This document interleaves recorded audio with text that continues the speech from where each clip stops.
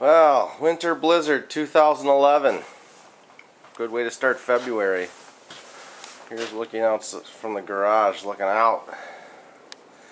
And a lot of snow even on the inside from all the blowing through the cracks. A little drift outside. Good thing we ain't got to go nowhere.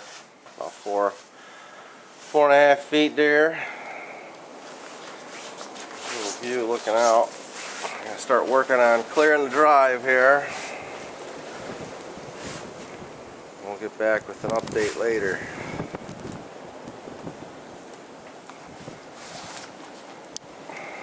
There's the new truck.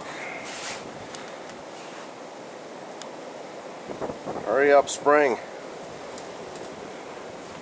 We got one lane open on our road. Finally at about 5 a.m. There's a car in the ditch up the road. I'll try to get a picture of that here.